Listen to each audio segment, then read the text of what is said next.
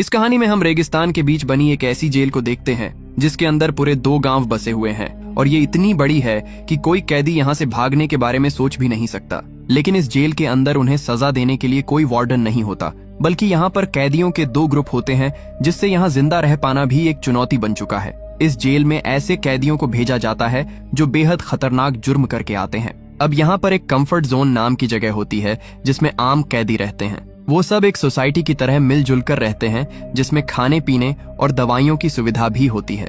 वहीं दूसरी ओर एक ऐसी सोसाइटी होती है जिसमें सबसे खतरनाक क्रिमिनल रहते हैं। उनके पास इस बीहड़ रेगिस्तान में खाने को कुछ नहीं होता, इसलिए वो सभी नरभक्षी बन चुके हैं और कंफर्ट जोन से भटक चुके कैदियों को अपना शिकार बनाकर उन्हें खा लेते हैं। अब हम एक लड़की को देखते हैं जिसे अभी अभी एक पुलिस की गाड़ी इस खतरनाक जेल में छोड़कर चली जाती है। इस लड़की का नाम आर्लिन होता है, जो अब इस जेल में अकेली सफर पर निकल जाती है। वहीं हम पास में लगे एक बोर्ड पर देखते हैं कि इस जेल में अमेरिकन सरकार किसी की भी जान की जिम्मेदारी नहीं लेती। इसका मतलब यहाँ पर कैदियों को खुद ही अपनी जान की रक्षा करनी होगी। अब इस सुनसान रेगिस्तान में वो कंफर्ट नाम की उस जगह को ढूंढते हुए अकेली आगे बढ़ रही थी। चलते चलते उसे एक कबाड़ हुई कार दिखाई देती है जिसमें वो कुछ देर आराम करने के लिए रुक जाती है। इस खाल जला देने वाली गर्मी में उसकी आंख लग जाती है और उसे पता ही नहीं चलता। तभी अचानक किसी के आने की आवाज से उसकी नींद खुल जाती है। वह देखती है कि कुछ अनजान लोग हाथों में हथियार लिए उसकी तरफ तेजी से बढ़ रहे हैं। ये देखकर आर्लिन वहां से भागने की कोशिश करती है, लेकिन अब तक बहुत देर हो चुकी थी और वो लोग उसे पकड़ लेते हैं। जब आर्लिन को होश आता है तो वह खुद के हाथ पैर बंधा हुआ पाती है। आसपास देखने पर पता चलता है कि उसे एक क्रैश हुए प्लेन के अंदर कैद करके रखा गया है। तभी वहां एक औरत आती है जो बिना किसी हिचक के आर्लिन के हाथ और पैर काट देती है और फिर उन्हें अपना सुबह का नाश्ता बना लेती है। असल में ये वही लोग हैं जिनके बारे में हमने शुरुआत में बात की थी। इस बड़ी जेल की वो सोसाइटी जिसमें इंसानों को खाने वाले लोग रहते हैं। अब इस दर्द के कारण आर्लिन वहीं बेहोश हो जाती है, लेकिन किसी को उसकी जरा भी परवाह नहीं होती। इसके बाद हम इस पूरे नरभक्षी परिवार को देखते हैं जो काफी बड़ा है। यह लोग अपनी फिटनेस का बहुत ध्यान रखते हैं, लेकिन साथ ही इन्होंने कुछ इंसानों को कैद करके भी रखा हुआ है ताकि इनके खाने में कभी कोई कमी ना पड़े। अब हमारी मुलाकात जैसन नाम के एक नरभक्षी से होती है जो इनके साथ ही रहता है। उसका एक छोटा सा परिवार भी है जिसके साथ आगे चलकर बहुत कुछ गलत होने वाला है। इधर हम अब कंफर्ट जोन नाम की उस जगह का सीन देखते हैं जहाँ की जिंदगी बिल्कुल उल्टी है। यहाँ हर तरह की सुविधाएं मौजूद हैं, खाने के लिए भरपूर चीजें और कैदियों की एक अच्छी सोसाइटी। अब हम आर्लिन को देखते हैं जिसे एक काल कोठरी जैसी जगह में बंद करके रखा गया है, जो शायद इन लोगों का स्टोर रूम है। अब यहाँ से जिंदा बचने के लिए वो कुछ तरकीब ढूंढने लगती है और वो अपने पूरे शरीर पर अपना ही वेस्ट रगड़ लेती है, जिससे जब अगले दिन वो लेडी उसे लेने के लिए आती है तो आर्लिन की ये हालत देखकर तुरंत पीछे हट जाती है। लेकिन उन्हें आर्लिन को खाना था, इसीलिए वो उसे अब धोने के लिए बाहर ले जाती है और जब वह पानी लेने चली जाती है तो इसी दौरान आर्लिन वहां पड़ी एक लोहे की रोड चुपचाप अपने पास छुपा लेती है। जैसे ही वह लेडी वापस आती है तो आर्लिन उस पर जोरदार हमला करती है और उसे जान से मार देती है। उसे ऐसा करते हुए पास ही बंद एक कैदी देख लेता है, लेकिन वह कुछ बोल नहीं पाता क्योंकि इन लोगों ने उसकी जुबान उसी सुबह नाश्ते में खा ली थी। खैर, अब आर्लिन वहां से एक स्केटबोर्ड चुराती है और जान बचाकर भाग निकलती है। वह स्केटबोर्ड पर लेटकर काफी दूर तक निकल जाती है, लेकिन इस तपते रेगिस्तान में वो ज्यादा देर तक नहीं जा पाती। अब वह पूरी तरह थक चुकी थी और वहीं रुक जाती है। तभी उसके पास एक बूढ़ा आदमी आता है जिसके पास एक ट्रॉली होती है। वह आर्लिन को ट्रॉली पर बैठाता है और उसे खींचते हुए कंफर्ट जोन के गेट तक ले आता है। दरअसल ये आदमी काफी बूढ़ा होता है, इसीलिए अभी तक आजादी से घूम रहा था क्योंकि कोई भी नरभक्षी उसे नहीं खाना चाहता। जब कंफर्ट जोन के लोग आर्लिन को इस हालत में देखते हैं तो तुरंत समझ जाते हैं कि यह काम नरभक्षियों का ही है, इसलिए वे उसे अंदर ले जाते हैं, उसकी मरहम पट्टी करते हैं और रहने के लिए उसे एक घर भी देते हैं। आर्लिन अगले 5 महीने वहीं रहती है। अब हम उसे पहले से काफी बेहतर हालत में देखते हैं। उसे एक प्लास्टिक की टांग भी मिल चुकी होती है और अब वह यहाँ सुकून की जिंदगी जी रही थी। दूसरी ओर हम फिर से जैसन को देखते हैं जो अपनी बेटी केट का एक स्केच बना रहा होता है क्योंकि वह एक अच्छा आर्टिस्ट है। तभी उसकी वाइफ आकर बताती है कि घर में खाना खत्म हो चुका है, इसलिए जैसन अपनी पेंटिंग छोड़ता है और पास ही बंद एक लड़की के पास जाता है जिसे उसने बांध रखा होता है क्योंकि आज वही लड़की उसके परिवार का खाना बनने वाली होती है। हालांकि वह लड़की उसके सामने हाथ पैर जोड़ती है, लेकिन जैसन के दिल में जरा भी रहम नहीं होता। वह एक ही झटके में उसका सिर धड़ से अलग कर देता है और फिर उसके शरीर के छोटे छोटे टुकड़े कर देता है। दूसरी ओर आर्लिन को देखते हैं, जो अंदर से पूरी तरह टूट चुकी थी। जब जब वह आईने में खुद को देखती है, उसे अपनी कोई ना कोई कमी साफ नजर आती है। उसके कटे हुए हाथ और पैर उसे हर पल उस दर्द की याद दिलाते रहते हैं। इसलिए वह किसी भी हाल में उन नरभक्षियों से बदला लेना चाहती है। इसी इरादे से एक दिन वह बड़ी मुश्किल से एक बंदूक चुरा लेती है। फिर वह कंफर्ट जोन के पीछे वाले रास्ते से बाहर निकल जाती है, वह रास्ता जहाँ से बहुत कम लोग आते जाते हैं। उधर हम जैसन की वाइफ शेलन और उसकी बेटी केट को देखते हैं, जो दोनों जरूरी सामान ढूंढने के लिए बाहर निकली होती हैं, इस उम्मीद में कि कुछ काम की चीज मिल जाए। कुछ ही देर बाद आर्लिन की नजर उन दोनों पर पड़ जाती है। वह चुपचाप उनके पास जाकर खड़ी हो जाती है। शेलन डर के मारे आर्लिन के सामने हाथ जोड़ लेती है। वह कहती है कि वह किसी से कुछ नहीं कहेगी, बस उसे जाने दे, क्योंकि उसके साथ उसकी छोटी सी बेटी है। लेकिन जैसे ही आर्लिन को पता चलता है कि वो दोनों नरभक्षी है, तो उसका गुस्सा फूट पड़ता है और आर्लिन कहती है, मैंने भी तुम लोगों से अपनी जान की भीख मांगी थी, लेकिन तुमने मेरे हाथ और पैर काट लिए थे। इसलिए अब आर्लिन उसे गोली से मार देती है। उसकी छोटी बच्ची केट कुछ समझ ही नहीं पाती कि उसकी माँ के साथ अचानक क्या हो गया। वह बस सन्न रह जाती है। आर्लिन की नजर उस बच्ची पर पड़ती है तो उसे उस पर तरस आ जाता है। वह केट को मारती नहीं, बल्कि उसे अपने साथ लेकर कंफर्ट जोन वापस आ जाती है।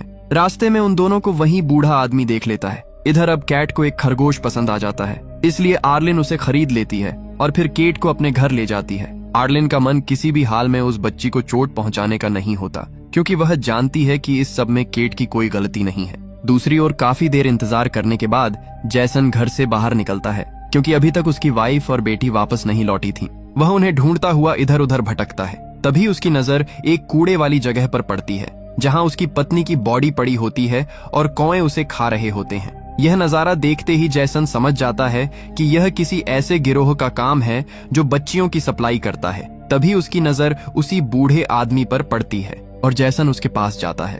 वो उसे अपनी बेटी केट की तस्वीर दिखाता है और पूछता है कि क्या उसने उसे देखा है। तब बूढ़ा आदमी हाँ में जवाब देता है, लेकिन वो इसके बारे में बताने से पहले अपनी एक शर्त रखता है और कहता है कि तुम्हें भी मेरे जैसा ही एक स्केच बनाना होगा, तभी मैं बताऊंगा कि तुम्हारी बेटी कहाँ है। यह सुनकर जैसन को न चाहते हुए भी उसकी बात माननी पड़ती है और वह वहीं बैठकर उस आदमी का स्केच बना देता है। इसके बाद बूढ़ा आदमी उसी कागज पर एक शब्द लिख देता है, कंफर्ट जोन। यह देखते ही जैसन समझ जाता है कि उसकी बेटी कहाँ है। वहीं इधर आर्लिन केट को लेकर एक क्लब में जाती है, जहां पर कंफर्ट जोन के सबसे अमीर कैदी की एक बड़ी पार्टी चल रही होती है। इस पार्टी का मालिक जॉन होता है, जो इस पूरी जेल में नशीले पदार्थों की सप्लाई करता है। अब आर्लिन भी इस पार्टी में एक नशीली टेबलेट ले लेती है। वहीं इसी दौरान हम केट को देखते हैं, जिसके हाथ से उसका रैबिट छूट जाता है और उसे पकड़ने के लिए वह उसके पीछे पीछे चली जाती है। तभी उसके सामने जॉन आ जाता है। वह केट को देख लेता है और उसे अपने साथ अंदर ले जाता है।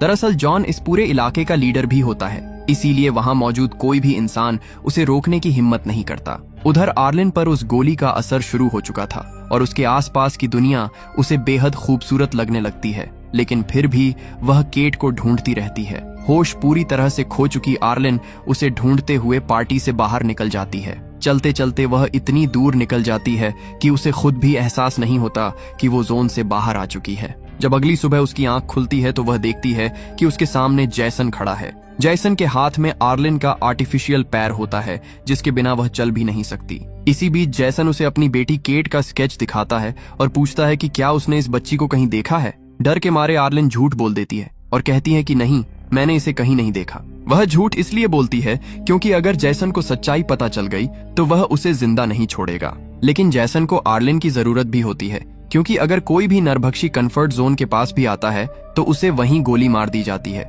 इसीलिए जैसन आर्लिन के सामने एक डील रखता है और वो कहता है, मैं तुम्हें सही सलामत कंफर्ट जोन के अंदर छोड़ दूंगा और तुम्हें कोई नुकसान नहीं पहुंचाऊंगा, लेकिन बदले में तुम मुझे अंदर से मेरी बेटी को ढूंढकर लाकर दोगी। वह उसे साफ चेतावनी भी देता है कि अगर तुमने जरा सी भी चालाकी की तो मैं तुम्हें दुनिया के किसी भी कोने से ढूंढ लाऊंगा और फिर तुम्हें छोटे छोटे टुकड़ों में काट कर खा जाऊंगा। आर्लिन ये डील मानने को मजबूर हो जाती है, क्योंकि वह कंफर्ट जोन से काफी दूर आ चुकी थी और अकेले वापस जाना उसके लिए बेहद खतरनाक था।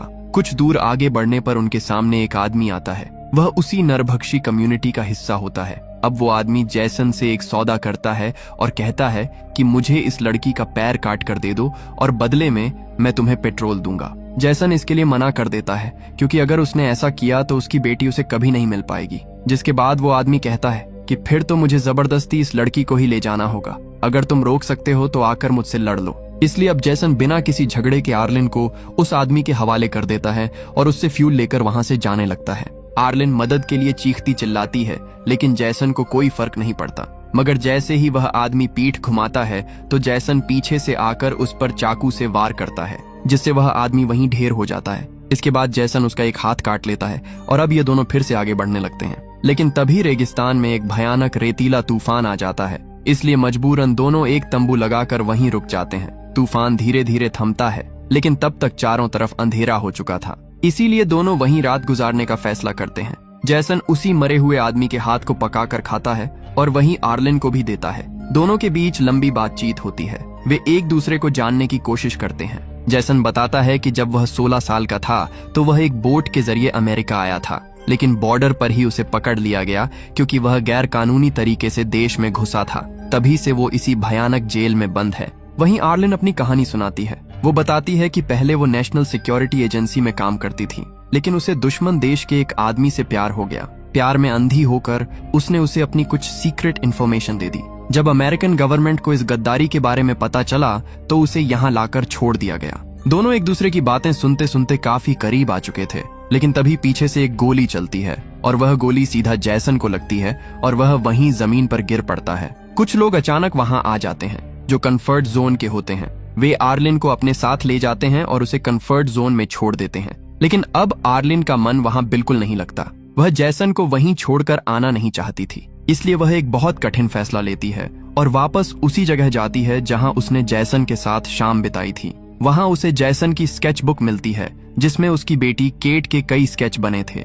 उन्हें देखकर आर्लिन बहुत गिल्टी फील करती है और उसे एहसास होता है कि आज केट के खो जाने की कहीं ना कहीं वजह वह खुद ही थी। अब वह तय कर लेती है कि किसी भी हाल में वह केट को ढूंढेगी, चाहे उसे कुछ भी करना पड़े। वह वापस कंफर्ट जोन आती है और हर किसी से केट के बारे में पूछती है, लेकिन किसी को भी उस बच्ची के बारे में कोई जानकारी नहीं होती। इधर वही बूढ़ा आदमी दूर आसमान में उड़ते हुए कुछ काओं को देखता है तो उसे शक होता है कि शायद वहां कोई मरा हुआ है, इसलिए वह जल्दी से वहां पहुंचता है। लेकिन वहां उसे जैसन बेहोशी की हालत में पड़ा मिलता है। वह जैसन को बचाने के लिए एक कौवा पकड़ता है और उसे खिला देता है ताकि उसके शरीर में थोड़ी सी जान लौट आए। उधर आर्लिन उदास होकर अकेली बैठी होती है। उसे समझ नहीं आ रहा होता कि अब आगे क्या करें। तभी उसकी नजर जॉन के पैलेस पर पड़ती है। वहां से कुछ औरतें बाहर निकलती हैं और उन्हीं में से एक औरत के साथ केट भी होती है। आर्लिन उस समय कुछ नहीं करती। दूसरी ओर बूढ़े आदमी की मदद से जैसन अब जिंदा बच चुका था। वह उसका शुक्रिया अदा करता है और फिर अपनी बेटी को ढूंढने के लिए वहां से निकल पड़ता है। यहाँ आर्लिन उस पैलेस में पहुंचती है जहाँ कई सारी औरतें काम करती।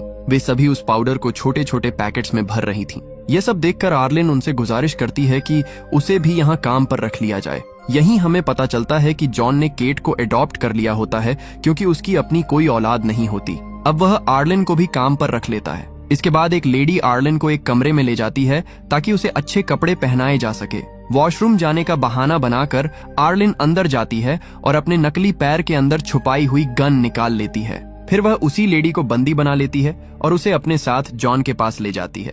आर्लिन जॉन से कहती है, अगर तुमने उस बच्ची को अभी मुझे नहीं सौंपा तो मैं इसे मार दूंगी और इसके पेट में पल रहे बच्चे को भी। ये सुनते ही जॉन डर जाता है और वह बिना एक पल गवाए केट को छोड़ देता है। केट को लेकर आर्लिन कंफर्ट जोन से बाहर निकल आती है। उसी समय सामने से आते हुए जैसन उन्हें देख लेता है। अपनी बेटी को जिंदा देखकर जैसन की खुशी का कोई ठिकाना नहीं रहता, लेकिन तभी आर्लिन उससे गुजारिश करती है कि वह उसे भी अपने साथ ले चले, क्योंकि इस सब के बाद ये तो पक्का था कि कंफर्ट जोन में जॉन उसे जिंदा नहीं छोड़ने वाला। लेकिन जैसन उसे अपने साथ नहीं ले जाना चाहता। वह कहता है, हम लोग नरभक्षी हैं, तुम किसी भी वक्त किसी का शिकार बन सकती हो। लेकिन आर्लिन कहती है कि मैं तुम्हें पसंद करती हूँ और मुझे बस तुम्हारे साथ ही रहना है, और वैसे भी अगर तुम मुझे अपने साथ नहीं ले जाओगे तो ये लोग मुझे मार देंगे। ये सुनकर जैसन भी इसके लिए मान जाता है। इसी बीच केट अपने डैड से कहती है कि उसे बहुत भूख लगी है, इसलिए मजबूरी में वो केट के उसी खरगोश को पका देता है और उसे खिला देता है। यह देखकर आर्लिन की आंखों से आंसू बहने लगते हैं। लेकिन इस खतरनाक जेल में जिंदा बचने के लिए अब उनके पास कोई और रास्ता नहीं होता। ये ऐसी जेल होती है जहां से भागना भी मौत को बुलाना होता है। इसलिए सभी कैदी बस सरवाइव कर रहे हैं। अब जसन और आर्लिन एक दूसरे को पसंद करने लगते हैं और यह तीनों एक परिवार बन चुके थे। लेकिन कब तक यह साथ रहेंगे उन्हें खुद भी नहीं पता, क्योंकि यहाँ कब कौन किसका खाना बन जाए कोई नहीं जानता। और इसी के साथ यह कहानी यहीं खत्म हो जाती है। तो दोस्तों, आपको ये जेल की कहानी कैसी लगी? कमेंट करके जरूर बताना और इसी तरह की कहानियों के लिए हमारे चैनल को सब्सक्राइब जरूर करना।